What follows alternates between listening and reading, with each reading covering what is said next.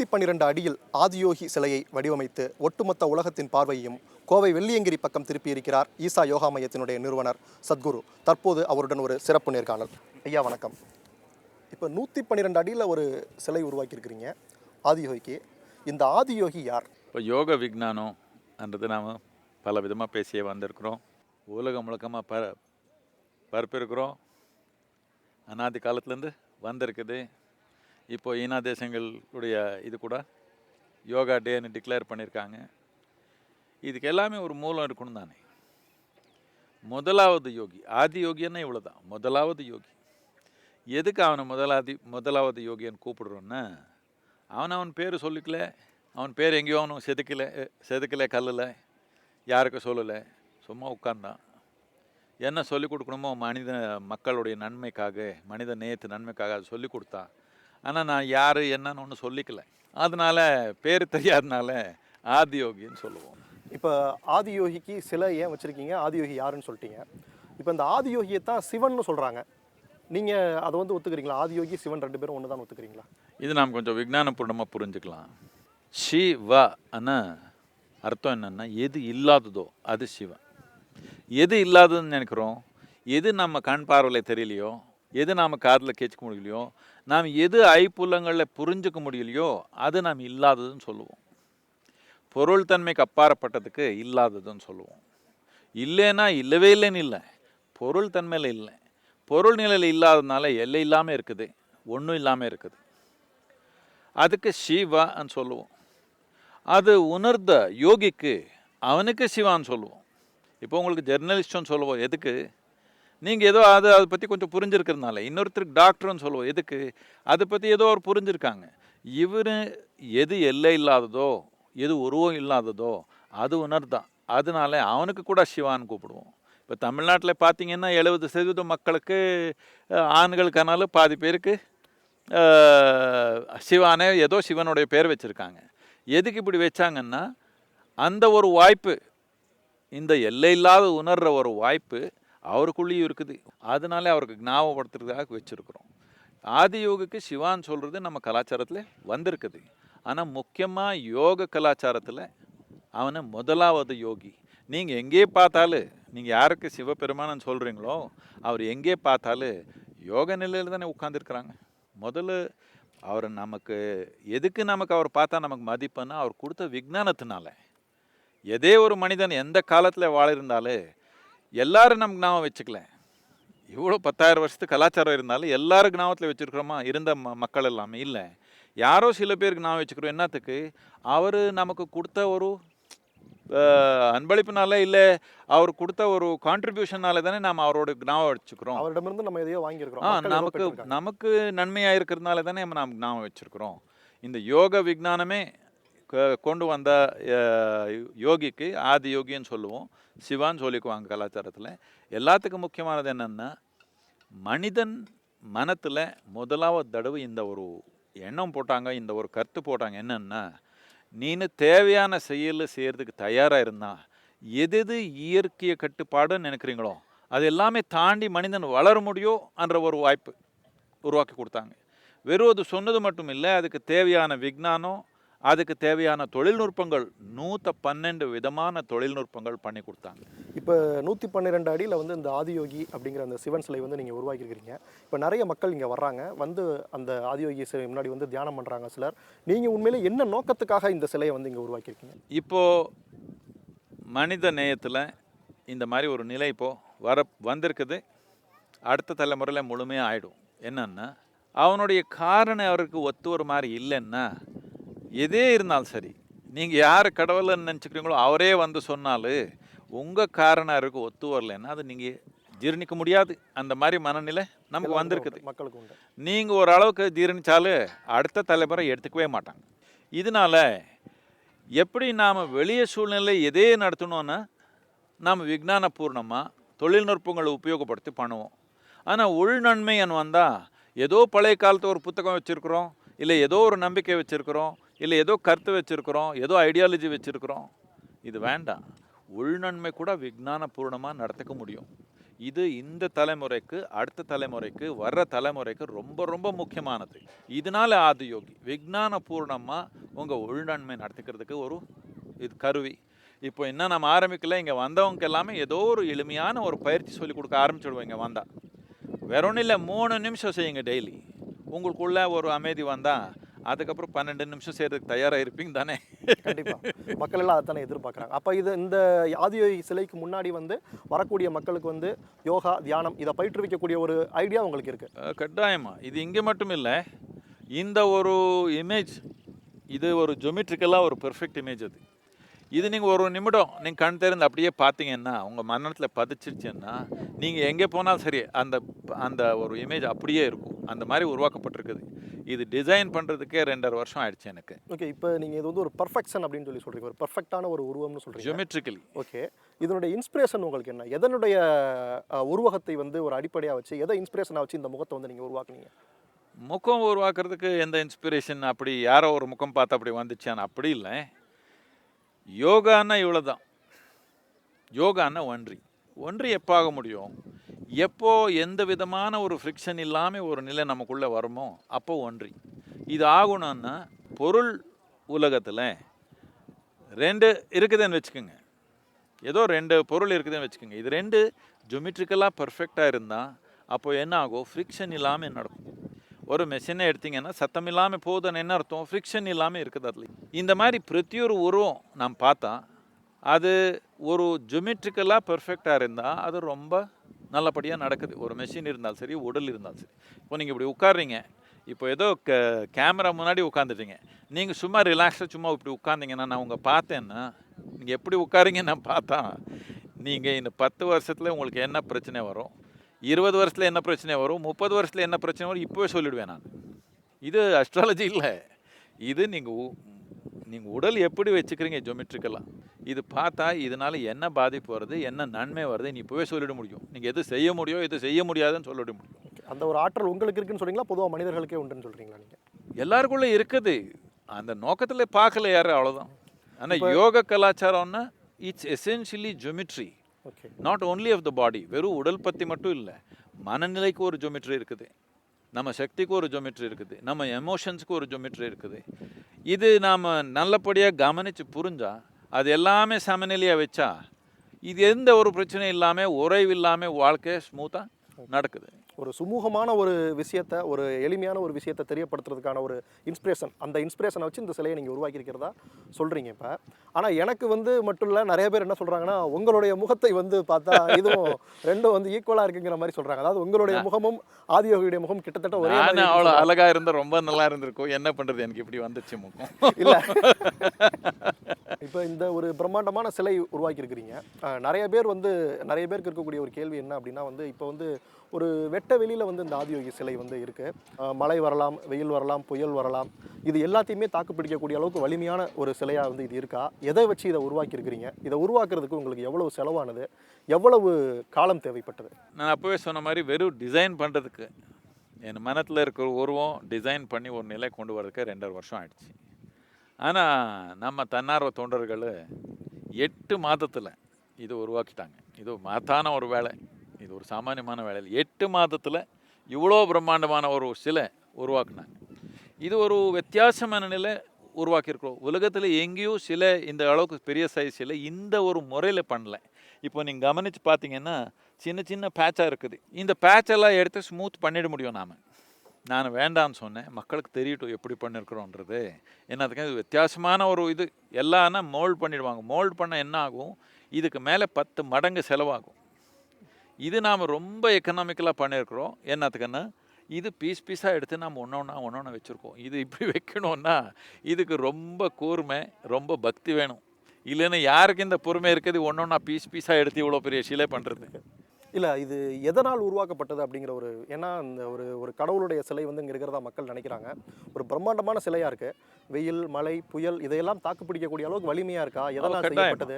இது கொஞ்சம் பேசிக் மெயின்டெனன்ஸ் பண்ணிங்கன்னா 5000 வருஷம் ஆனாலும் அப்படி தான் இருக்கும். அதில் ஒன்றும் பிரச்சனை வராது. ஓகே, ஆனால் எதில் செஞ்சது அப்படிங்க? இது மெட்டல், மெட்டல், இது ஸ்டீல். ஓகே, எவ்வளோ செலவானதுன்னு ஏதாவது சொல்ல முடியுங்களா? அதெல்லாம் கணக்கு போட்டு பார்க்கணும் இப்போ. மக்களை கொடுத்தது எடுத்து பண்ணியிருக்கிறோம். இவ்வளோ பெரிய சிலை உருவாக்கியிருக்கிறீங்க, இவ்வளோ மக்கள் வர்றாங்க. ஆனால் இது வந்து ஒரு விவசாய நிலத்தில் வந்து நீங்கள் இவ்வளோ பெரிய ஒரு இடத்த வைக்க வேண்டிய ஒரு சிலையை வைக்க வேண்டிய அவசியம் என்ன வந்தது அப்படின்னு சொல்லி ஒரு கேள்வி கேட்குறாங்களே. நீங்கள் சென்னையில் கொடுத்தீங்கன்னா எனக்கு இடம் அங்கே வச்சுருப்பேன். நீங்கள் கொடுக்கலையே. விவசாயம் வேற விவசாயம் பண்ணுற ஆளுக்கிட்டே எடுத்துக்கல. இது நம்ம ஜமீன் ஃபவுண்டேஷனில் வாங்கியிருக்கிறது, நம்ம கையில் இருக்கிறது. நம்ம இங்கே எந்த விவசாயம் பண்ணல. ஒரு சில வருடங்கள்லேருந்து நம்ம எந்த விவசாயம் இங்கே பண்ணல. என்னத்துக்குன்னா நமக்கு விவசாயம் ஏதோ ஒரு இடத்துல பண்ணிக்கிறோம், இங்கே எல்லாம் பண்ணல. இது ஆசிரமம் கட்டுக்கிறதுக்காக தான் நம்ம இந்த ஜமீனே வாங்கியிருக்கிறோம். இப்போ பணம் கொடுத்து கரெக்டாக லீகலாக வாங்கியிருக்கிற ஜமீனில் என்ன பண்ணணும்னு எல்லாரும் எப்படி நிர்ணயிக்கிறாங்க? நாம் தானே நிர்ணயிக்கணும். பக்கத்துல எல்லாம் விவசாயம் நடக்குது பாருங்கள் கேமராவில். ஆமாம், இந்த பக்கம் நாம தோப்பெல்லாம் வச்சுருக்குறோம். விவசாயம் நான் பண்ணுறது நமக்கு தெரியல. பொதுவாக வந்து சிவபெருமான் அப்படின்னாலே வந்து ஒரு காட்டுக்குள்ளே ஒரு மலையில் ஒரு போய் பார்த்தோம்னா அங்கே தான் வந்து நம்ம வந்து பெரும்பாலும் ஆதி காலத்துலேருந்து ஐயோ சொல்ல வேண்டாம். பார்த்துட்ருக்கோம். காட்டு இல்லாத இடத்துல காட்டு இருக்குதுன்னு சொல்கிறாங்க எல்லாருமே. நீங்கள் காட்டுக்குள்ளே போய் பண்ணுங்க. இல்லை, நான் அப்படி சொல்ல வரல. அப்படி இருக்கும்போது வந்து சிவபெருமான் வந்து இந்த உலகத்தில் வந்து பிரம்மாண்டமாக இருக்கக்கூடிய இந்த இயற்கை தான் கடவுள், அந்த இயற்கையை தான் வழிபடணும் அப்படின்னு சொல்லி சொல்கிறாரு. நம்ம வந்து ஒரு இயற்கைக்கு மாறாக இப்படி ஒரு சிலை வந்து வச்சு ஒரு வழிபாடு நடத்த வேண்டிய அவசியம் இப்போ இருக்கா? இதுதான் என்னுடைய உறுதி. இந்த 35 வருஷம் இப்போ நான் இந்த வேலை ஆரம்பித்து என்னுடைய உறுதி, என்னுடைய நோக்கம் இவ்வளோ தான். மலை மேலே இருந்த ஆன்மீகம் ஊருக்குள்ளே கொண்டு வந்திருக்கிறோம். அதனால தானே நிறைய பேர் இப்படி ஆடுறாங்க எதிர்ப்பு. மலை மேலே இருந்த ஆன்மீகம் ஊருக்குள்ளே சாமானிய மக்களுக்குள்ளே கொண்டு வந்திருக்கிறோம். இதுதான் முக்கியமான செயல். என்னுடைய நோக்கம் என்னன்னா, எதே ஜாதி இருக்கட்டும், எதே மதமே இருக்கட்டும், ஆணாக இருக்கட்டும், பெண்ணாக இருக்கட்டும், எல்லாருக்குள்ளே ஒரு சொட்டு ஆன்மீகம் இருக்கணும். ஆன்மீகம்னா மேலே பார்க்கறது கீழே பார்க்கறது இல்லை, உள்நோக்கி பார்க்கறது. மனிதன் நன்மையாக இருக்கணும்னா, ஆரோக்கியமாக இருக்கணும்னா, அமைதியாக இருக்கணும்னா, ஆனந்தமாக இருக்கணும்னா, உள்ள நடத்துக்கிறது எப்படின்னு புரியலன்னு எப்படின்னு வாழ போகிறான். இது இவருக்கு அவருக்கு ஒரு 1,00,000 பேருக்கு இல்லை ஒரு 1,00,00,000 பேருக்கு இல்லை 10 கோடி பேருக்கு வந்தால் பத்தாது. பூரா உலகத்து ஜனத்தொகைக்கே ஒரு தனி மனிதனுக்கு உலகத்தில் இது நடக்கணும்னு என்னுடைய ஆசை. அதுக்காக கொஞ்சம் பெரிய உற்சாகம் வேணும் தானே அவருக்கு. அதாவது மக்களுக்கு வந்து எளிமையாக போய் சேரணும், மக்களுக்கு வந்து எளிமையாக அடையணுங்கிறதுக்காக விஞ்ஞானபூர்ணமாக போதனை மாதிரி இல்லை, ஒரு நம்பிக்கை மாதிரி இல்லை, ஒரு கருத்து மாதிரி இல்லை, விஞ்ஞானபூர்ணமாக போய் சேரணுன்ற ஒரு நோக்கம். ஆகம விதிப்படி தான் இந்த ஆதியோகி சிலை உருவாக்கப்பட்டது. அப்படி இல்லை, நாம் அந்த விதிப்படியெல்லாம் போக மாட்டோம். இது நமக்கு என்னன்னா சயின்டிஃபிக்காக நமக்கு ஒரு ஜொமெட்ரி இருக்குது. அந்த ஜொமெட்ரிக் ப்ரொப்போர்ஷனாக போனால் அப்படி இருக்கும். சாமான்யமாக அந்த மாதிரி தெரிஞ்சவங்க வந்தவங்க எல்லாம் இதெல்லாம் ஆகமத்துக்கு கரெக்டாக இருக்குதுன்னு அவர் சொல்லிக்கிறாங்க. பட் நான் அதெல்லாம் படித்ததில்லை. நான் இப்படி உட்கார்ந்தா எனக்குள்ளே என்ன நடக்குது, சுற்றுச்சூழல் என்ன நடக்குது, இந்த சூரிய மண்டலத்தில் என்ன நடக்குது, இதோடைய உணர்வோட நான் உருவாக்குறேன். எது உருவாக்குனாலும் எனக்கு எந்த விதமான நாலேஜ் கிடையாது. சிவபெருமானுடைய அடையாளம் அப்படின்னு சொல்லி பார்த்தீங்கன்னா அது வந்து நெத்தியில் வந்து ஒரு பெரிய பட்டை தான் போட்டிருப்பாரு. ஆனால் இங்கே ஆதியோகிக்கு வந்து வேறு மாதிரியான ஒரு அடையாளம் வந்து நெற்றியில் வச்சுருக்கீங்களா? இதுக்கு ஏதாவது பிரத்யேக காரணம் இருக்கா? சிவபெருமான பட்டை போட்டுக்கல, சிவபெருமான பக்தர் போட்டுக்கிறாங்க. சில இப்படி போட்டுக்கிறாங்க, சில பேர் அப்படி போட்டுக்கிறாங்க. அவருடைய விருப்பம் அது. இது அவனுக்கு 3வது கண்ணுன்னு சொல்லுவோம். அது காட்டுறதுக்காக அப்படி போட்டு நெற்றிக்கண், அதாவது சிவபெருமானுடைய நெற்றிக்கண்ணுன்னா நெத்தியில் ஏதோ உடஞ்சி வெளியே வந்துருச்சேன்னு இல்லை. நெற்றிக்கண்ணுன்னா இவ்வளோ தான். இந்த 2 கண்ணில் நீங்கள் என்ன பார்க்க முடியும்? ஏதோ ஒரு பொருள் இப்போ இந்த வெளிச்சு வருது, வெளிச்சு இது தடுத்துறதுனால இதை நீங்கள் பார்க்க முடியும். என் கை, இந்த காற்று உங்கள் உயிருக்கு ரொம்ப முக்கியமானது. நீங்கள் பார்க்க முடியுமா? எதுக்கு? வெளிச்சு தடுத்தலை அப்படின்னு இந்த 2 கண்ணில் நீங்கள் என்ன பார்க்க முடியும்? எது வெளிச்சு தடுத்துதோ அது மட்டும் தான் நீங்கள் பார்க்க முடியும். எது வெளிச்சு தடுத்தாமல் அனுமதி கொடுக்குதோ அதை நீங்கள் பார்க்க முடியாது. யார் அதை பார்க்குறானோ, எது வெளிச்சு ரிஃப்ளெக்ட் பண்ணாமல் அதுக்குள்ளே அனுமதி கொடுக்குதோ அது யார் பார்க்குறானோ அவனுக்கு 3வது கண்ணுன்னு சொல்லுவோம். முக்கியமாக உள்நோக்கி பார்க்குற கண்ணுக்கு 3வது கண்ணுன்னு சொல்லுவோம். அது வெளியப்படுத்துறதுக்காக அப்படியே அவனை திலக்கம் வச்சுக்கல, 3வது கண்ணு அது. இப்போ இந்த ஆதியோகி சிலையினுடைய சிறப்புகள் என்ன? அதாவது இந்த ஆதியோகி சிலை ஒரு பிரம்மாண்டம் அப்படிங்கிற ஒரு வார்த்தை மட்டும்தான் இருக்குது. இதனுடைய சிறப்பு என்ன? ஒவ்வொரு மனிதரும் எதற்காக இந்த ஆதியோகி சிலைகிட்ட வந்து தியானம் பண்ணணும் இல்லை வழிபடணும்னு நீங்கள் நினைக்கிறீங்க? இந்த ஆதியோகி சிலைன்றது இது பூஜைக்காக பண்ணல. நான் அப்போவே திருப்பி சொன்ன மாதிரி இது ஒரு ஜோமெட்ரிக் பெர்ஃபெக்ஷனுக்காக பண்ணியிருக்குது. அதை நீங்கள் ஒரு தடவை அப்படி பார்த்தீங்கன்னா மனத்தில் பதிச்சிடும். நீங்கள் ஏதோ அந்த மாதிரி உங்களுக்கு ஏதோ பண்ணணும், ஏதோ ஒரு ஆஃபரிங் பண்ணணும் அப்படி இது இருந்தால் யோகேஸ்வர லிங்கான்னு முன்னாடி ஒரு லிங்கம் வச்சுருக்குறோம். அந்த மாதிரி உணர்வு இருக்கிறவங்க அங்கே பண்ணிக்கிட்டோம். அவனுக்கு எது பண்ணுறதுக்கு வாய்ப்பு இல்லை. அவன் எது அந்த மாதிரி எடுத்துக்க மாட்டான். எனக்கு யாரும் வந்து பூஜை பண்ணலையே. என்னத்துக்குன்னா யோகி அவன் ஒரு மாதிரி நிலையில் இருக்கிறான். அவனை உபயோகப்படுத்த நீங்கள் அந்த மாதிரி நிலைக்கு போகிறதுக்கு பார்க்கணும். அவனை சும்மா வழிபாடு பண்ணி ஒன்றும் பிரயோஜனம் இல்லை. அப்படி உங்களுக்கு ஏதோ உணர்வு இருந்தால் அதுக்காக ஒரு லிங்கம் வச்சுருக்குறோம். 112 அடியில் இப்போ இந்த ஆதியோகி சிலை நீங்கள் வந்து இன்றைக்கி வடித்து ஒரு பிரம்மாண்டமான ஒரு இடத்த வந்து இங்கே உருவாக்கியிருக்கிறீங்க. ஏராளமான பேர் இங்கே வந்து பார்க்க வர்றாங்க. இந்த வெள்ளியங்கிரி மலையை வந்து ஒரு சுற்றுலாத்தலமாக மாற்றணும் அப்படிங்கிற ஐடியாவில் இந்த மாதிரி எதுவும் பண்ணுறீங்களா? இது ஒரு டூரிஸ்ட் பிளேஸாக மாற்றுறதுக்கு எனக்கு விருப்பம் இல்லை. இது ஒரு புனிதமான ஒரு சேக்ரெட் ஸ்பேஸாக மாற்றணும்னு நோக்கம். அது நான் மாற்றணும்னு என்னுடைய உணர்வு இல்லை. முதல்லேருந்து அப்படி தான் வந்திருக்குது. யோக கலாச்சாரத்தில் பார்த்தீங்கன்னா இந்த வெள்ளையங்கிரி மலையில் பல பேர் யோகி சித்தர் எல்லாமே வாழ்ந்தது இருக்குது. அது மட்டும் இல்லை, ஆதி யோகியே வந்து 3.5 மாதம் தங்கினாங்க இந்த 7வது மலையில் வந்து உட்காந்தாங்கன்ற ஒரு கருத்து இருக்குது. அது வச்சு பல விதமான யோகி சித்தர்கள் எல்லாமே இதில் வாழிருக்கிறாங்க. இது நானே ஆரம்பிச்சதுன்னு இல்லை, அவரெல்லாம் பண்ணதுக்கு நாம் இப்போ ஒரு பார்ட்ரு கட்டுறோம். அவரும் பெரிய இது உருவாக்குனாங்க, நாம் அதுக்கு ஒரு அழகாக ஒரு சூழ்நிலை உருவாக்குறோம். அவ்வளோ பெரிய வேலையெல்லாம் பண்ணியிருக்காங்க பழைய காலத்தில். அவர் ஒன்றும் கண்ணில் பார்க்குற மாதிரி உருவாக்கலை. சக்தி நிலையில், உணர்வு நிலையில், புரிஞ்சுக்கிற தன்மையில் பல விஷயமாக பண்ணியிருக்காங்க இந்த ஏரியாவில். இப்போது நாம் எல்லார் கண்ணுக்கு தெரியுற மாதிரி ஒன்று பண்ணியிருக்கிறோம். இப்போ நான் சும்மா இங்கே ஏதோ ஒன்று என் உணர்வில் இருக்கிறதுன்னா நீங்கள் வந்து டிவியில் எடுத்துக்கிறீங்களா? கிடையாது. உருவம் வேணும் தானே உங்களுக்கு, அதுக்கு தான். அப்புறம் இப்போ வந்து இன்னொரு புதிய குற்றச்சாட்டு அவங்க மேலே வந்து முன்வைக்க ஆரம்பிச்சிருக்காங்க. இது நாள் வரைக்கும் ஒவ்வொரு குற்றச்சாட்டு சொல்லியிருக்காங்க. நல்ல 25 வருஷத்துலேருந்து 30 வருஷத்துலேருந்து சொல்லியே இருக்காங்க. இல்லை, அந்த குற்றச்சாட்டுக்கு நீங்கள் கொடுக்குற விளக்கம் வந்து ரொம்ப முக்கியத்துவம் வாய்ந்ததாக கருதுகிறோம். நாங்கள் வந்து என்ன சொல்கிறாங்க அப்படின்னா வந்து இப்போ இந்த ஆதியோகி சிலை அமைஞ்சிருக்குல்ல, இதுக்கு பின்னாடி வந்து பிரம்மாண்டமான வில்லாக்கள், சொகுசு வில்லாக்கள் கட்டுறதுக்கு வந்து ஒரு நிறுவனம் வந்து திட்டமிட்டு இருக்கிறாங்க. குரூசி லேண்ட் ஃபார்ம்ஸ்னு ஒரு நிறுவனம் வந்து இங்கே வந்து வில்லாஸ் கட்ட பிளான் பண்ணிட்டு இருக்கிறாங்க. அந்த நிறுவனத்தினுடைய டேரக்டர்ஸ் வந்து உங்களுடைய ஃபாலோயர்ஸு, அதில் ஒருத்தவங்க வந்து மௌமிதா சென் அப்படிங்கிறவங்க வந்து உங்களுடைய ஆசிரமத்திலே தங்கியிருக்கிறதா சொல்கிறாங்க. அது வந்து உண்மையான ஒரு குற்றச்சாட்டு தானா, இல்லை வழக்கம் போல் அதுவும் ஒரு வதந்தின்னு தான் நீங்கள் நினைக்கிறீங்க? இப்போ முக்கியமாக என்னென்னா, ப்ரைவேட்டாக இங்கே அவர் ஏதோ இன்னொரு ரெசார்ட் வந்து இங்கே க்ளோஸாக கட்டணும்னு சொல்கிறாங்க. நாம் வேண்டாங்கன்னு கெஞ்சி கேட்டோம். என்னத்துக்குன்னா அங்கே வந்தால் அவர் ட்ரிங்க்கு அது இதெல்லாம் வந்துவிடும் வேண்டான்னு கேட்டோம். பட் அவர் நம்ம லேண்டு நாம் கட்டிக்கிறோன்னு சொல்கிறாங்க. நாம் என்ன பண்ண முடியும்? நான் போய் தடுத்த முடியுமா? அவருடைய லேண்டு இது. அப்படி தான் ஃபவுண்டேஷனுக்கு சேர்ந்த லேண்டில் நம்ம என்னமோ பண்ணிக்கிறோம். மித்தவங்க தேவையில்லாதவங்க எல்லாம் பேசிக்கிறாங்க. இப்போ இந்த சிவராத்திரி கொண்டாடினீங்க, ரொம்ப பிரம்மாண்டமாக கொண்டாடிருந்தீங்க, ரொம்ப அற்புதமாக இருந்தது. எல்லா தரப்புல இருந்துமே வந்து ரொம்ப சிறப்பாக கொண்டாடினீங்க அப்படின்னு சொல்லி சொன்னாங்க. அந்த சிவராத்திரியை வந்து இவ்வளோ பிரம்மாண்டமாக, இவ்வளோ உற்சாகமானதாக கொண்டாட வேண்டிய நோக்கம் என்ன? அந்த இதை கொண்டாடின பலன் வந்து மக்களுக்கும் உங்களுக்கும் கிடச்சிருக்கு அப்படின்னு சொல்லி நினைக்கிறீங்களா, நம்புறீங்களா? மக்களே கேட்டால் நல்லா இருக்குமே. எதுக்கு நான் சொல்கிறேன்னா, நம்ம நாட்டில் நாம் இப்படி முதல்லேருந்து வச்சுருந்தோம். 365 விழா இருக்கும் இந்த நாட்டில். என்னத்துக்குன்னா டெய்லி கொண்டாடணுன்ற ஒரு நோக்கம். உழவைக்கணுன்னா அதுக்கு ஒரு ஆட்டா பாட்டா ஒரு கொண்டாட்டம். களை எடுக்கணும்னு அதுக்கு ஒரு ஆட்டோ பாட்டை கொண்டாட்டம். விதை வைக்கணும்னா அதுக்கு ஒன்று. இப்படி நாம் செய்கிற செயலுக்கு எல்லாமே ஒரு கொண்டாட்டமாக உருவாக்கணுன்றது நம்ம நாட்டில் முதல்லேருந்து ஒரு தன்மை. அதெல்லாம் போயிடுச்சு. இப்போ சும்மா அந்த வயலில் பாடுபடுறான் நம்ம விவசாயி. நீங்கள் நியூஸில் படித்தே இருக்கிறீங்க, லட்சக்கணக்கில் தற்கொலை பண்ணிக்கிறாங்க. வெறும் பணத்தினால நினச்சிக்கிறீங்களா? உற்சாகம் இல்லை. எதுக்காக இந்த வேலை பண்ணுறேன்னு புரியல. அப்படி ஆயிடுச்சு. கஷ்டமான வேலை, சுலபமான வேலை இல்லை, ரொம்ப கஷ்டமான வேலை. ஆனால் அவன் அந்த கஷ்டமான வேலை பண்ணலன்னா நானும் நீங்கள் சாப்பிட்டீங்க உட்காந்துக்க முடியுமான்னு கேட்குறேன். முடியாது, கண்டிப்பாக முடியாது. அவன் வாழ்க்கையில் எது கொண்டாட வேண்டாமா? எல்லாம் எடுத்துகிட்டு நீங்கள் அதுக்கப்புறம் எதுக்கு தற்கொலை பண்ணிக்கிறான்னு கேள்வி கேட்ட என்ன வந்துச்சு?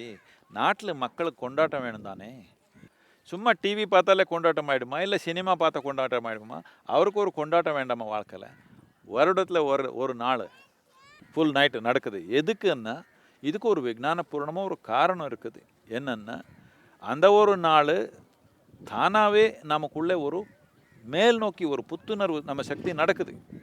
ஓ இப்படியெல்லாம் இருக்குதா, இதுக்கு என்ன விஞ்ஞானம் இருக்குதான்னு எல்லாம் கேட்குறாங்க. அடிப்படையாக இப்படி இப்போது ஒரு பௌர்ணமி, ஒரு அமாவாஸ்யை வந்தால், நீங்கள் சென்னையில் இருக்கிறீங்க, கடலே மேலே ஏறுதா இல்லையா? கண்டிப்பாக. கடலே ஏறுதுன்னா உங்கள் உடலில் இருக்கிறது முக்கால்வாசி தண்ணி தானே இருக்குது, ஏறாதுன்னு நினைக்கிறீங்களா? இப்படி சிவராத்திரி அண்ணா அந்த அமாவாசைக்கு ஒரு நாள் முன்னாடி எனக்கு அந்த ஒரு இருக்குது. இந்த மகா சிவராத்திரின்ற நாள் ரொம்ப தீவிரமாக நடக்குது. அந்த மாதிரி ஒரு தன்மை நடக்கிறப்போ நாம் நம்ம முதுக்கு தண்டு நேராக வச்சு உட்காந்துக்கணும், படுத்துக்க கூடாது. என்னதுக்குன்னா சக்தி எல்லாமே இப்படி போகிறதுக்கு முயற்சி நடக்குது, நீங்கள் இப்படி படுத்தா அதனால இருக்கிற பயன் இல்லாமல் போயிடும். பயன் இல்லாமல் போகிறது மட்டும் இல்லை, அதனால பாதிப்பு வர்றதுக்கு கூட வாய்ப்பு இருக்குதுன்னு இதெல்லாம் கவனித்து சொன்னாங்க. இது எந்த சயின்டிஸ்ட் சொல்லிட்டாங்க, எந்த லேபரேட்டரியில் வந்துருச்சுன்னா, அநாதி காலத்துலேருந்து பலவிதமான விஞ்ஞானம் நம்ம நாட்டில் நாம் புரிஞ்சுருக்குறோம். லேபரேட்டரி எல்லாம் தேவையில்லை, கண்ணு மனிதன் உட்காந்தா புரிஞ்சுக்கிற தன்மை இருக்குது. சும்மா ஒரு விஷயம் சொல்லணுன்னா, நீங்கள் நம்ம கலாச்சாரத்து முறையாக நீங்கள் கல்யாணம் பண்ணிங்கன்னா அடுத்த நாள் உங்களுக்கு வெளியே போய் அருந்ததி வசிஷ்ட நட்சத்திரம் பார்க்க சொல்கிறாங்க. ஓகே, எதுக்குன்னா இது ஒரு ட்வின் ஸ்டார் சிஸ்டம், 2 ஸ்டார் இருக்குது. சாமான்யமாக இந்த மாதிரி 2 ஸ்டார் இருந்தால் என்ன ஆகும், ஒன்று அப்படி இருக்கும், அசைவில்லாமல் இருக்கும், இன்னொன்று அது சுற்றும். அப்படியா இருக்கணும் உங்கள் கல்யாணம், 2 பேர் சுற்றுற மாதிரி இருக்கணும் தானே. பூரா நம்ம கவனத்தில் இருக்கிற பிரபஞ்சத்தில் இந்த 2 ஸ்டார் தான் அப்படி இருக்குது. 2 பேர் இப்படி சுற்றுறாங்க. இது எப்படி புரிஞ்சாங்க 10,000 வருஷத்துக்கு முன்னாடி? லேபரேட்டரியை நீங்கள் டெலிஸ்கோப்பாக வச்சுருந்தீங்கன்னு கேட்குறேன் நான். நீங்கள் மேற்கத்திய நாட்டில் இருந்து வந்து சொன்னால் தான் நமக்கு விஞ்ஞானமா? அப்படி இல்லை. 10,000 வருஷத்துக்கு முன்னாடியே நாம் இது புரிஞ்சு நாம் என்ன சொன்னோம், உங்களுக்கு கல்யாணம் ஆகிடுச்சுன்னா இந்த 2 பேர் பார்க்கணும், 2 பேர் அப்படியே டான்ஸ் ஆடிக்கிறாங்க, எப்பவுமே உற்சாகமாக இருக்கிறாங்க. நீங்கள் அப்படி இருக்கணும்னு அந்த நட்சத்திரம் காட்டினாங்க, அருந்ததி வசிஷ்ட நட்சத்திரம். அருந்ததி வசிஷ்டான்னு பேர் வச்சாங்க, ஆண் பெண்ணு. அவர் 2 பேர் இப்படி சுற்றுறாங்க, ஒருத்தர் சுற்றலை, 2 பேர் சுற்றுறாங்க. இந்த மாதிரி ஒரு நட்சத்திரத்து மண்டலத்தில் எங்கேயும் இந்த மாதிரி ஒரு தன்மை இல்லை, இது ஒன்று தான் அப்படி இருக்குது. எப்படி பார்த்தாங்க 10,000 வருஷத்துக்கு முன்னாடி? வேண்டாம், 10,000 வருஷத்துக்கு முன்னாடி 15,000 வருஷத்துக்கு முன்னாடியே ஆதியோகி பூமி உருண்டியாக இருக்குதுன்னு சொல்லிட்டாங்க. எப்படி சொல்லிட்டாங்க? என்ன சந்திரமண்டலத்துக்கு போய் கீழே பார்த்து சொன்னாங்களாம்? இல்லை, கண்ணு மூடி பார்த்தே சொன்னாங்க. எதுக்குன்னா பிரபஞ்சம் எப்படி உருவாக்கப்பட்டிருக்குதோ அதே விதமாக இது கூட உருவாக்கப்பட்டிருக்குது. கொஞ்சம் கவனமாக பார்த்தீங்கன்னா எல்லாமே இருக்குதுங்க, புரிஞ்சுக்கிற தேவை எல்லாமே. இதனால தான் இந்த ஆதியோகின்றது இந்த காலத்துக்கு ரொம்ப முக்கியம். என்னத்துக்குன்னா விஞ்ஞான பூர்ணமாக காரணருக்கு ஒத்து வர மாதிரி இல்லைன்னா அடுத்த தலைமுறை நீங்கள் எந்த போதனை கொடுத்தாலும் எடுக்காது. ஏதோ ஒரு அதிகாரத்து மூலத்தினால வரனால ஏதோ ஒரு உண்மை ஆகாது. உண்மைதான் அதிகாரம். இது ஆகணும்னா விஞ்ஞானபூர்வமாக பார்க்குற தன்மை வரணும். உள் நன்மையே விஞ்ஞானபூர்வமாக எப்போ பார்க்க ஆரம்பிச்சுக்கிறீங்களோ அப்போ இது நல்லா நமக்கு மனிதன் நல்லா வாழ்கிறதுக்கு ஒரு வாய்ப்பு இருக்குது. வெளியே விஞ்ஞானம் எல்லாம் பண்ணி நமக்கு பலவிதமான சுகங்கள் சௌரியங்கள் வந்திருக்குது. உள்ளத்தில் இது வரலன்னா என்ன பிரயோஜனம் மனிதனுக்கு? முதல்ல இந்த வெள்ளையங்கிரி மலையடிவாரத்தில் ஒரு சின்னதாக ஒரு ஆசிரமம் ஆரம்பிச்சிங்க. அப்புறம் அந்த ஆசிரமம் பல்வேறு தரப்பினருடைய ஆதரவால், மக்களுடைய விருப்பத்தால் ஒரு பிரம்மாண்டமான ஒரு ஆசிரமமானது. இப்போ ஒரு பிரம்மாண்டமான ஒரு சிலையை உருவாக்கியிருக்கிறீங்க. ஈசா யோகா மையம் எதை நோக்கி போயிட்டுருக்கு? ஈசா யோகா மையத்தினுடைய இலக்கு என்ன? ஈசா யோகா மையம் சின்னதாக ஆரம்பிச்சிங்க, அப்படி வளர்த்துட்டீங்கன்னு சொன்னீங்க. அப்படி இல்லை, நான் சொல்கிறேன் என்னன்னா, எனக்கு 35 வருஷத்துக்கு முன்னாடி எனக்குள்ள இந்த மாதிரி ஒரு நிகழ்ச்சி நடந்தது. உள்ளத்தில் நடந்த நிகழ்ச்சி. சும்மா இப்படி உட்கார்ந்தாலும் உடலில் இருக்க ஒரு செல்லுலையும் பரவசமாக போகுது. நான் அப்படியே பார்த்தேன், என்ன பண்ணணும், இது இப்படி நடக்குது, இதுக்கு என்ன மூலம்னு பார்த்தேன். இவ்வளோதான். நம்ம மனத்துக்கு நமக்கு ஒரு இடைவெளி கொண்டு வந்தால் இங்கே உட்கார்ந்த எல்லாருக்கும் பரவசமாக தான் இருக்கும். இது நான் என் உணர்வில் வந்தோட நான் நினச்சேன். அப்போது நான் 25 வயசு, கொஞ்சம் உற்சாகம் ஜாஸ்தி. இப்போ ஒன்றும் குறையில. அப்போ நான் நினச்சேன், அப்படியே உட்காந்து நான் பிளான் பண்ணேன். என்னன்னா 2.5 வருஷம் மேக்ஸிமம் 3 வருஷத்தில் உலகத்தில் இருக்கிற எல்லா மனிதன் பரவசமான நிலைக்கு கொண்டு வந்துடுவேன் நான் கட்டாயமாக. எனக்கு இவ்வளோ எளிமையாக இருக்குது, சும்மா உட்காந்தாலே நடக்குது. ஒன்றும் வேலை பண்ண தேவையில்லை, வேறு எது பண்ண தேவையில்லை, எது குடிச்சிக்க தேவையில்லை, எது மாத்திரை எடுக்க தேவையில்லை. சும்மா உட்காந்தா மனத்துக்கு நமக்கு ஒரு இடைவெளி கொண்டு வந்தால் இது பரவசமாக இருக்குது. நான் அப்போ நினச்சேன் 2.5 வருஷம் 3 வருஷத்தில் பூரா ஜனத்தொகையை, உலகத்து ஜனத்தொகைக்கே ஆனந்தமாக பண்ணிடுவேன்னு நான் நினச்சேன். 35 வருஷம் ஆயிடுச்சு பாருங்க. ஒரு 25-30 கோடி மக்கள் தொட்டிருக்கலாம் நம்ம உலகத்தில். ஆனால் அது பூரா உலகம் இல்லை. உலகத்தில் 7 பில்லியன் மக்கள் இருக்கிறாங்க. நான் அப்போவே 7 பில்லியன் மக்களுக்கு தான் ஈசா யோகா மையம் நான் நினச்சேன். அதனால் சின்னதாக இருந்து பிரம்மாண்டமாக ஒன்றும் வளரல, இன்னும் பிரம்மாண்டமாக ஆகலை. என்னுடைய உணர்வில் பிரத்தியொரு மனிதனுக்கு எங்கேயே இருக்கட்டும், அவன் எதே ஜாதி இருக்கட்டும், மதம் இருக்கட்டும், குலம் இருக்கட்டும், எல்லாருக்கும் இந்த ஒரு விஞ்ஞானம் கிடைக்கணும். அப்போ நாம் பிரம்மாண்டம்னு சொல்லிக்கலாம்.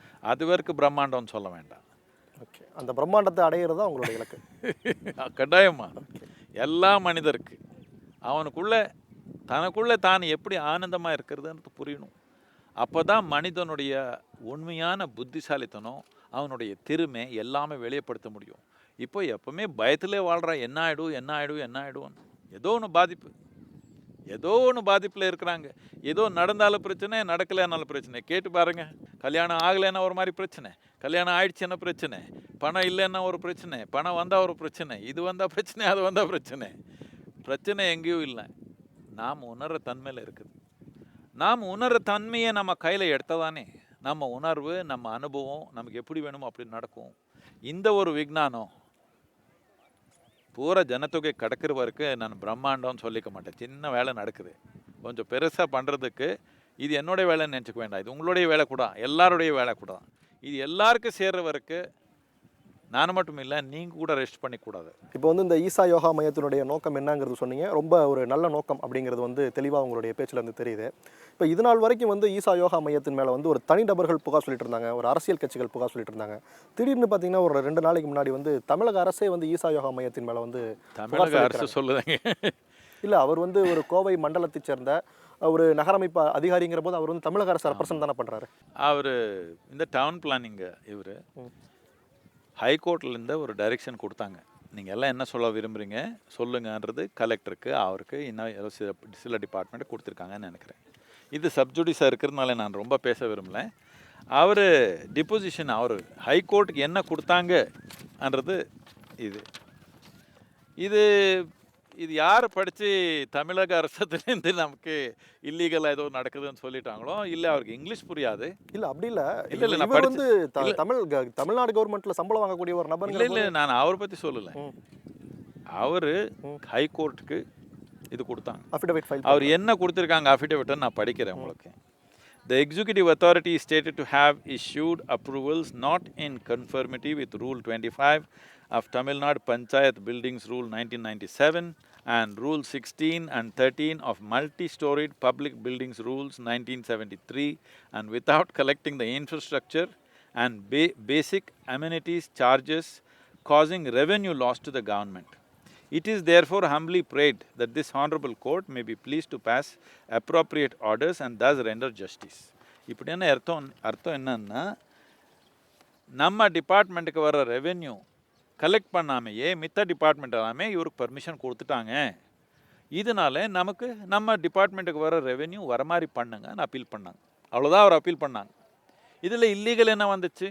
இல்லை, அதுலேயே வந்து இன்னொரு பாயிண்ட் சொல்லியிருக்காங்களே, நீங்கள் கட்டியிருக்க கட்டடத்தில் வந்து அனுமதி வாங்காம நிறைய கட்டிருக்கீங்க. இல்லை, அது 2012 சொன்னது, அது கோர்ட்டில் இருக்குது. அதை பற்றி நான் சொல்ல விரும்பல. இப்போது அது கோர்ட்டில் இருக்குது, அது சப்ஜுடிஸாக இருக்குது, அது பார்த்துக்கலாம். அது இப்போ நீங்கள் சிலை பற்றி சொன்னது இவ்வளோதான், நமக்கு வர ரெவென்யூ வரலன்னு சொல்கிறாங்க. ஓகே, அது கோர்ட்டில் பார்க்கட்டும், மித்த டிபார்ட்மெண்ட் பார்க்கட்டும், யாருக்கு போதும் ரெவென்யூ நாம் கட்டுறது அவர் பார்த்துக்கட்டும்.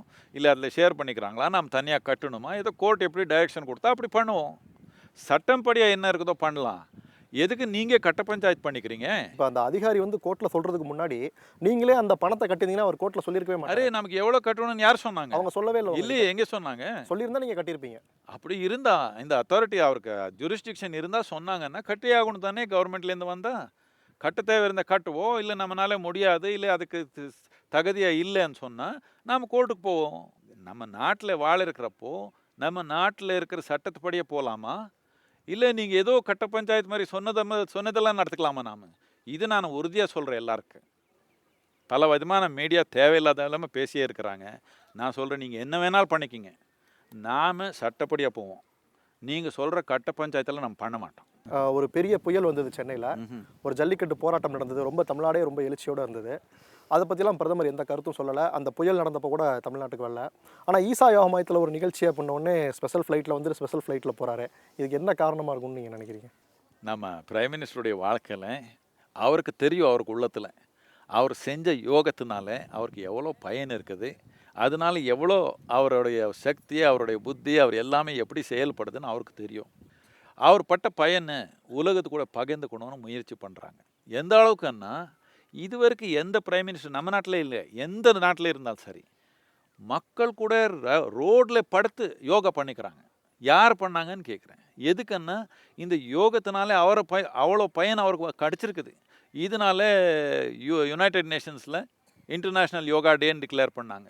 ஆதியோகி யோகத்தின் மூலம்னு சொன்னால் ஓடி வர்றாங்க அவர். என்னத்துக்குன்னா, யோகத்து மேலே அவ்வளோ அன்பு இருக்குது. எனக்காக வரல அவர். யோகத்து மேலே அவ்வளோ அன்பு இருக்கிறதுனால, யோகத்து மேலே அவ்வளோ மதிப்பு வச்சிருக்கிறதுனால, யோகத்தினால அவர் வாழ்க்கையே அவ்வளோ உயர்ந்த நிலையில் நடந்திருக்கிறதுனால, அவர் யோகத்தின் மூலம் சொன்னாலே வருவாங்க. அதில் என்ன இருக்குது? இப்போ இந்த கேள்வி எதுக்காக கேட்டேன் அப்படின்னா வந்து, இப்போ உங்களுக்கு எதிராக நிறைய வழக்குகள் வந்து தொடரப்பட்டிருக்கு, கோர்ட்டில் இருக்குது. நீங்கள் நிறைய வழக்குகள் தொடர்ந்துருக்கிறீங்க கோர்ட்டில். இப்படி இருக்கிற சூழலில் ஒரு நாட்டினுடைய பிரதமர் வந்து உங்கள் நிகழ்ச்சிக்கு வந்தார் அப்படின்னா வந்து, அது வந்து மறைமுகமாக வந்து நீதிமன்றத்தில் வந்து இன்ஃப்ளூயன்ஸ் பண்ணுற மாதிரி இருக்கும் அப்படின்னு சொல்லி அரசியல் கட்சியை சேர்ந்த சிலர் புகார் சொல்கிறாங்களே, அந்த புகாரில் உள்நோக்கம் இருக்குன்னு நினைக்கிறீங்களா? அப்படின்னா உங்களுக்கு நம்ம நாட்டில் இருக்கிற நீதிமன்றத்தை பற்றி, இந்த ஹைகோர்ட் பற்றி, சுப்ரீம் கோர்ட்டு உங்களுக்கு நம்பிக்கை இல்லை. உங்களுக்கு எலெக்ஷன் சிஸ்டமில் நம்பிக்கை இல்லை. என்னத்துக்குன்னா, மக்கள் மெஜாரிட்டியாக யார் எலெக்ட் பண்ணுறாங்களோ அவரை நாம் சப்போர்ட் பண்ணணும் தானே. நீங்கள் என்ன நினச்சிக்கிறீங்க? அவர் பிஜேபி பிரைம் மினிஸ்டர்னு நினச்சிக்கிறீங்க. நான் அப்படி நினச்சிக்கல. நான் என்ன பார்க்குறேன், மக்களுடைய எலெக்ஷன் ஓட் பண்ணதுனாலே வந்த பிரைம் மினிஸ்டர் அப்படின்னு என்ன, நம்ம இந்தியாவுடைய பிரைம் மினிஸ்டர் நான் பார்க்குறேன். நீங்கள் பிஜேபி பிரைம் மினிஸ்டர் நினச்சி பண்ணிக்கிறீங்க. நான் இவ்வளோ சொல்கிறேன். எந்த பார்ட்டி இருக்கட்டும், சீஃப் மினிஸ்டர் இருக்கட்டும், பிரைம் மினிஸ்டர் இருக்கட்டும், அந்த பொசிஷனில் மக்களுடைய ஒரு அனுமதினாலே அவர் அங்கே உட்கார்ந்தாங்கன்னா நான் கும்பிட்றேன். எதுக்குன்னா, இது பண்ணலன்னா என்ன ஆகான்னா நமக்கு இது நாம் புரிஞ்சுக்கணும். இப்போது இந்த டெமோக்ரஸின்றது வந்தப்புறம்தான், இந்த ஒரு 100-150 வருஷத்தில் இது வந்தப்புறம்தான் இந்த அதிகாரம்ன்றது ஒருத்தர்லேருந்து இன்னொருத்தருக்கு போகணுன்னா ரத்தம் பார்க்கல நீங்கள் வீதியில். இல்லைன்னா ஒரு ராஜன்லேருந்து இன்னொன்றுக்கு மாற்றணுன்னா 100 பேர் தலை போகும். கண்டிப்பாக. இப்போது இந்த டெமோக்ரஸின்னு வந்ததப்புறம் நமக்கு பிடிச்சாலும் சரி, நமக்கு அவர் பிடிக்கலைனாலும் சரி, மக்களுடைய உணர்வு எப்படி இருக்குதோ, யார் எலெக்ட் பண்ணுறாங்களோ அதை நாம் மதிக்கணும். இது மதிக்கலைன்னா, நமக்கு பிடிச்சவங்க வந்தாங்கன்னா மதிக்கிறோம், நமக்கு பிடிக்கலைன்னா நம்ம மதிக்க மாட்டோம்னு சொன்னால், அப்படின்னா டெமோக்ரஸி வேண்டான்னு சொல்கிறீங்க. அப்படின்னா என்ன ஆகும்? 5 வருஷத்துக்கு ஒரு தடவை 10 பேர் வெட்டணும் நாம். இந்த மாதிரி சூழ்நிலை கொண்டு வர்றீங்க திருப்பி போய். இயற்கை சமநிலை அப்படிங்கிறது வந்து ரொம்ப முக்கியம் அப்படின்னு சொல்லி நிறைய விஷயங்களை நீங்கள் பேசுகிறத நான் கேட்டிருக்கிறேன். அந்த இயற்கை சமநிலைக்கு ஈசா வந்து ஏதாவது பண்ணிகிட்ருக்கா? அதை பற்றி கொஞ்சம் விளக்கமாக சொல்ல முடியுமா? நீங்கள் தமிழ்நாட்டுக்கு பப்ளிஷ் பண்ணியிருக்காங்க நம்ம பேர் போட்டு, ஈசாவுடைய பேர் போட்டு. என்னன்னா, இந்த ப்ராஜெக்ட் க்ரீன் ஹேண்ட்ஸ் ஆரம்பித்தப்புறம் 7.2% இன்க்ரீஸ் இன் க்ரீன் கவர் ஆயிருக்குதுன்னு கூகுள் மேப்பில் பாருங்கள். 11-12% அளவுக்கு இன்க்ரீஸ் ஆகிடுச்சு. நீங்கள் யார் என்வாயன்மெண்டலிஸ்ட்டு கரெக்டான என்வாயன்மெண்டலிஸ்ட்டாக இருந்தால், இப்போ யாரோ சொல்லிக்கிறாங்க நான் என்வாயன்மெண்டலிஸ்ட்டுன்னு அவர் விட்டுடுங்க. கரெக்டாக கேட்டிங்கன்னா, பூரா ஏசியாவில் எங்கேயோ க்ரீன் கவர் இம்ப்ரூவ் ஆகலை except in Tamil Nadu. This is because of a project green hand பசுமை கரங்கள்னு ஆரம்பிச்ச நாள்லேருந்து இது நடந்திருக்குது. இது பார்த்து பிஜேபி கவர்மெண்ட் இல்லை, காங்கிரஸ் கவர்மெண்ட் இருக்கிறப்போ நமக்கு இந்திரா காந்தி பர்யாவரன் புரஸ்காரம் கொடுத்தாங்க. நம்ம நாட்டில் highest ecological award this is. தமிழ்நாட்டில் நமக்கு மட்டும் தான் கிடச்சிருக்குது. நிறைய பேர் கிடச்சா நல்லாயிருக்கும்னு என்னுடைய ஆசை. என்னத்துக்குன்னா, நிறைய பேர் எல்லாருமே நமக்கு மீறி பண்ணாங்கன்னா நம்ம நோக்கம் முடிஞ்சு போய்டும். நம்ம நோக்கம் என்னென்னா, 16% இருந்த ஒரு க்ரீன் கவரு 33% கொண்டு வரணுன்ற நோக்கத்தில் நாம் இதை ஆரம்பித்தோம். நாம் இதுவரைக்கும் 3 கோடி மேலே வச்சுருக்கிறோம். மரக்கன்று இருக்கிற மரம் அந்த அளவுக்கு இருக்குது. 3 கோடிக்கு மேலே வச்சுருக்குறோம். இன்னும் தொடர்ந்து நடந்தே இருக்குது. எல்லாத்துக்கும் முக்கியமானது என்னென்னா, அந்த கலாச்சாரம் வந்திருக்குது. நாம் இதை ஆரம்பித்தப்பறம் எவ்வளோ பேர் ஆர்கனைசேஷன்ஸ் அவர் எல்லாமே எடுத்து பண்ணுறாங்க.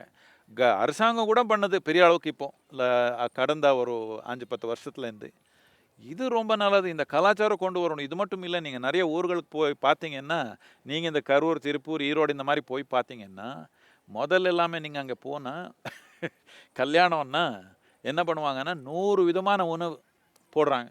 அது மட்டும் இல்லை, நீங்கள் வீட்டுக்கு போகிறப்போ இவ்வளோ பேக்கில் வேறு வீட்டுக்கு போய் கொண்டு போகிறது. இப்போ போய் பார்த்தீங்கன்னா நிறைய கல்யாணத்தில் என்ன பண்ணுவாங்கன்னா, ஒரு மரக்கன்று உங்களுக்கு கையில் கொடுப்பாங்க. நீங்கள் எப்படி வேணால் வச்சுக்கோங்க. ஐயோ எனக்கு வச்சுக்கிறது இடம் இல்லைன்னா நம்ம வாலண்டியர்ஸ் அங்கேயே இருப்பாங்க. சரி உங்கள் பேரில் நம்ம ஏதோ ஒரு இடத்துல வைக்கிறோம்னு எடுத்து போகிறாங்க. இந்த மனநிலை ஒரு கலாச்சாரத்தில் ஒரு சுற்றுச்சூழல் பற்றி ஒரு ஆர்வம், அதை பற்றி ஒரு அன்பு, அது நம்ம உயிருக்கு சம்பந்தப்பட்டதுன்னு புரிய வைக்கிறதுல ஒரு பெரிய வேலை நடந்திருக்குது. இவ்வளோ வேலை பண்ணியிருந்தாலும் though we are the largest ecological movement in Asia, in spite of that, இது ஏதேதோ சொல்கிறாங்க. இந்த மூவ்மெண்ட்டை வந்து இன்னும் கண்டினியூ பண்ணுறதுக்கு இல்லை டெவலப் பண்ணுறதுக்கு அதுக்கான திட்டமிடல் எதுவும் இருக்கா உங்ககிட்ட பிளானிங்? நாட்டில் இருக்கிற எல்லா ஆறு தோராயமும் 8% ஒரு வருடத்தில் 8% குறைஞ்சி போயிருக்குது. நான் என்னுடைய வாழ்க்கையில் 12 வயசுலேருந்து 17 வயசு வரைக்கும் நான் டெய்லி காவேரியில் நீச்சல் அடிப்பேன். நான் அப்போ இருந்த காவேரிக்கு இப்போ இருக்கிற காவேரிக்கு போய் பார்த்தீங்கன்னா அங்கேயே மைசூர் பக்கமாக அங்கேயே பார்த்தா 40% ஆயிடுச்சு. அப்போ எவ்வளோ இருந்ததோ இப்போ அதில் 40% தான் இருக்குது. இன்னொரு 30 வருஷத்தில் என்ன ஆக போகுதுன்னு நினைக்கிறீங்க? இருக்காது, சுத்தமாக இருக்காது. இப்போவே 2.5 மாதம் கடலுக்கே போய் சேராது காவேரி.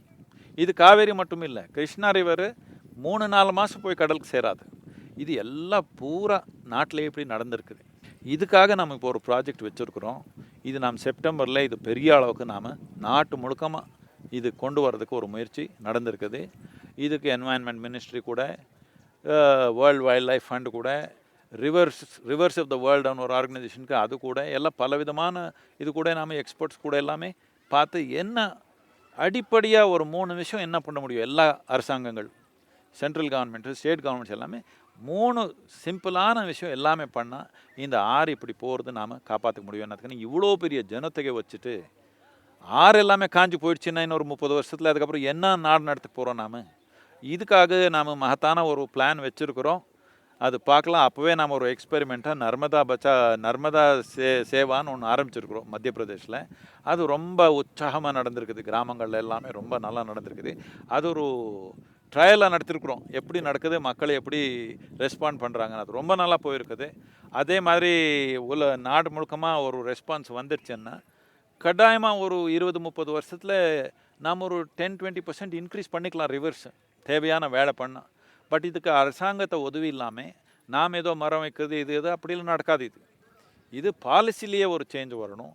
இந்த பாலிசி சேஞ்ச் கொண்டு வரதுக்காக நம்ம முயற்சி இப்போ நடந்திருக்குது. அதுக்கு ஒரு செப்டம்பரில் ரேலி ஃபார் ரிவர்ஸ் அன்னு ஒரு இது பண்ணுறோம். அது ஆரம்பிக்க போகுது. இது வரைக்கும் நான் யார் ஜெர்னலிஸ்ட் கூட பேசல இதை பற்றி. நீங்கள் ஏதோ கேட்டிங்க, நான் சொல்லிட்டேன். ஓகே, இப்போ இந்த ரிவர்ஸ் பற்றி பேசுனதுனால கேட்குறேன். இப்போ தமிழ்நாட்டில் வந்து வாட்டர் ஸ்கேர்சிட்டி ரொம்ப அதிகமாக இருக்குது, தண்ணீர் பஞ்சம். இப்போ கோயம்புத்தூரில் கூட பார்த்தீங்கன்னா இன்னைக்கு காலையில் நான் வரும்போது பார்க்குறேன் தண்ணிக்கு வந்து அவ்வளோ பேர் வந்து வரிசையில் நின்றுட்டு இருக்காங்க. இந்த வாட்டர் ஸ்கேர்சிட்டியை சரி பண்ணுறதுக்கு ஏதாவது பிளான் இருக்கா? உங்களுடைய ஐடியா, உங்களுடைய யோசனை ஏதாவது சொல்லுங்கள். ஆறு எல்லாமே காஞ்சி போயிடுச்சுன்னா வாட்டர் எங்கே இருக்குது? வாய் திறந்தால் உட்காரணும் நாம். அதுதான் நான் சொன்னது. இவ்வளோ பெரிய ஜனத்தொகை வச்சுட்டு நாம் கவனம் இல்லாமல் இருக்கிறோம். இது 1947 ஒரு தனி மனிதனுக்கு பாட்டபிள் வாட்டர்னு சொல்கிறாங்க, நம்ம குடிச்சிக்க முடியும். அந்த மாதிரி தண்ணி எந்த அளவுக்கு இருந்ததோ அதில் இப்போது நமக்கு வெறும் ஒரு 22% இருக்குது. 2025க்கு வெறும் 7% தான் இருக்கும்னு சொல்கிறாங்க. எப்படி என் மனிதன் வாழ முடியும்? வேறு எது இல்லைன்னாலும் பரவாயில்ல, குடிக்கிற தண்ணி இல்லைன்னா எப்படி வாழ போகிறோம் நாம்? இது பொய்யே இருக்குது. என்ன இது பிரச்சனை என்னென்னா ஒரு லாங் டேர்ம் எந்த ஒரு பாலிசி இல்லாமல் போயிருக்குது. பிகாஸ் ஏதோ இப்படியே நமக்கு ரொம்ப வயசாகலைன்னா 70 வயசு தான் நமக்கு, நம்ம நாட்டுக்கு. இன்னும் நமக்கு நிறைய விஷயம் புரியல. ஏதோ ஒன்று பண்ண போகிறோம், இன்னொன்று மறந்து போயிடுவோம், அது பண்ண போகிறோம், இது மறந்து போயிடுவோம். இதுக்கு எல்லாமே ஸ்டடீஸ் எல்லாமே இருக்குது, ஆனால் ஆக்ஷன் இல்லாமல் இருக்குது. அதுக்காக பாலிசி லெவலில் ஏதோ ஒன்று கொண்டு வரணுன்றதுக்காக முயற்சி நடந்திருக்குது. விவசாயிக்கு எல்லாமே இதனால ஒரு அட்வான்டேஜ் வர மாதிரி என்ன பண்ணணுன்றதுக்கு நம்ம எக்கனாமிக் ஒரு பிளான் வச்சுருக்கிறோம். கொஞ்ச நாளைக்கு முன்னாடி வந்து இந்த ஜல்லிக்கட்டு சம்மந்தமான உங்கள் கருத்தை சொல்லியிருந்தீங்க. ஜல்லிக்கட்டுங்கிறது ரொம்ப இம்பார்ட்டன்ட் அப்படின்னு சொல்லி பேட்டி கொடுத்துருந்தீங்க. ஜல்லிக்கட்டு வந்து தமிழ்நாடுடைய கலாச்சாரத்தை காப்பாற்றுறதுக்கு ரொம்ப அவசியம்னு சொல்லியிருந்தீங்க. அப்புறம் இப்போ ரீசெண்டாக வந்து தமிழ்நாட்டில் வந்து அரசியல் வந்து ஒரு குழப்பமான ஒரு சூழலில் இருந்தது. அப்போது உங்களுடைய கருத்தை சொல்லியிருந்தீங்க. இப்போ அண்மை காலமாக இந்த பிரச்சனைகள் சம்மந்தமான உங்களுடைய கருத்துக்களை சொல்ல ஆரம்பிச்சிருக்கீங்களே, அதுக்கு ஏதாவது பிரத்யேக காரணம் ஏதாவது இருக்கா? முதல்லேருந்து பேசியே இருக்கேன். இப்போ ஏதோ ட்விட்டர் வந்திருக்கிறதுனால போகுது எல்லா இடத்துல. முதல்லேருந்து நமக்கு சம்மந்தப்பட்ட விஷயம் எல்லாம் பேசியே இருக்கிறோம். இது நாம் ஏதோ அரசியல் இறங்குற நோக்கம் நமக்கு இல்லை ஜல்லிக்கட்டில் இறங்குற நோக்கமும் எனக்கு இல்லை. ஆனால் மக்கள் நன்மைக்காக எது வேணுமோ அது சொல்லணும் தானே. நான் அரசியல் சுச்சுவேஷன் பற்றி நார்மலாக எதுவும் பேச மாட்டேன். நான் அடிப்படையான டெமோக்ரஸி என்னன்னு சொல்லுவேன். எல்லார் மனத்தில் ஞாபகப்படுத்தும் தானே மக்களுக்கு, சாமானிய மக்களுக்கு கவனத்துக்கு வரணும் தானே. கண்டிப்பா. ஏதோ ஒரு கேம்பெயின் நடக்குது, இந்த பார்ட்டி ஒன்று பண்ணுவாங்க, அந்த பார்ட்டி ஒன்று பண்ணுவாங்க. அப்படி தான் நடக்கும் டெமோக்ரஸியில். அவரவர் தீவிரமாக நடத்துக்கிறாங்க. ஆனால் நடுவில் யாரோ ஒருத்தர் எந்த பார்ட்டிக்கு சேராதவங்க டெமோக்ரஸி என்ன நாட்டுக்கு என்ன தேவைன்றது அப்பப்போ சொன்னால் தானே சாமானிய மக்களுக்கு நல்லாயிருக்கும். கண்டிப்பா. இப்போ இந்த 2 பிரச்சனை உங்களுடைய கருத்து சொன்னீங்க. இப்போ வந்து தமிழ்நாட்டில் வந்து இந்த ஹைட்ரோ கார்பன் எடுக்கிற திட்டத்துக்கு எதிராக வந்து ஒரு பெரிய மாஸ் மூவ்மெண்ட் நடந்துட்டு இருக்கு. இதில் உங்களுடைய கருத்து நீங்கள் பதிவு பண்ணலாமே. இது நான் அதோடைய டீட்டெயில் எனக்கு தெரியல. பட் நான் என்ன சொல்கிறேன்னா, இது ஒரு பொலிட்டிக்கல் இஷ்யூவாக பண்ண வேண்டாம். நம்ம நாட்டு முன்னேற்றத்துக்கு இப்போது எங்கே போனாலும் இவரெல்லாம் வந்தாங்க மக்கள். எப்படி வர்றாங்க? பஸ்ஸில், காரில் வர்றாங்க. எல்லார் வீட்டில் ஃப்ரிட்ஜ் இருக்குது, ஏசி இருக்குது, அது இருக்குது, ஃபேன் இருக்குது, என்னென்னமோ இருக்குது. எல்லாமே நடக்கணும். நமக்கு விவசாயம் பண்ணணுன்னா அவனுக்கு தோட்டத்தில் பம்ப் வேணும், எலக்ட்ரிசிட்டி வேணும், எல்லாமே இருக்குது. இதுக்கெல்லாம் தேவையான செயல் எது பண்ண போனாலும் தடுத்துறவங்க இருக்கிறாங்க. ஆனால் இதெல்லாம் நாம் கன்சியூம் பண்ணுற பவரை குறைச்சிட்டு பாருங்கள், பார்க்கலாம். குறைக்க மாட்டாங்க, எல்லாருமே இன்க்ரீஸ் பண்ணியே போகிறாங்க. ஆனால் எங்கேருந்து வருவோன்றது யாருக்கு கவனம் இல்லை. இப்போ நாம் சொல்கிறது இல்லைன்னா ஹைட்ரோ கார்பனும் எங்கேயும் எடுக்கலையே நாட்டில், எல்லா இடத்துலையும் எடுக்கிறாங்க. தமிழ்நாட்டில் எந்த மாதிரி நிலையில் இருக்குது, எந்த அளவுக்கு இருக்குது, இது எடுக்கிறதுனால தமிழ்நாட்டுக்கு பொருளாதாரத்தில் ஒரு முன்னேற்றம் இருக்குமா, அங்கே இருக்கிற விவசாயிக்கெல்லாம் இது நல்லபடி அதை உருவாக்கி கொடுக்க முடியுமா, இது யாரோ ஒருத்தர் எக்ஸ்பர்ட் பார்க்கணும். ஒரு எக்ஸ்பர்ட் கமிட்டியோ ஏதோ ஒன்று பார்க்கணும். சும்மா வீதியில் தெரியாதவங்க எல்லாமே ஏதோ சொல்லிட்டு 10 பேர் சேர்த்துட்டு ஒரு மன்றாலில் இது ஏதோ கலாட் பண்ணால் இதில் ஒன்றும் பிரயோஜனம் இல்லை. I think an expert committee should see நம்ம தமிழ்நாட்டுக்கு இது நல்லதா இல்லையா, மக்களுக்கு நல்லதா இல்லையான்னு பார்க்கணும். நல்லதாக இருந்தால் பண்ணணும், நல்லது இல்லைன்னா விட்டுடணும். இவ்வளோ நேரம் இந்த நிகழ்ச்சியில் கலந்துக்கிட்டு உங்களுடைய நேரத்தை எங்களுக்கு ஒதுக்கி ஒரு சிறந்த ஒரு நேர்காணல் கொடுத்ததுக்கு ரொம்ப நன்றி. நமஸ்காரம்.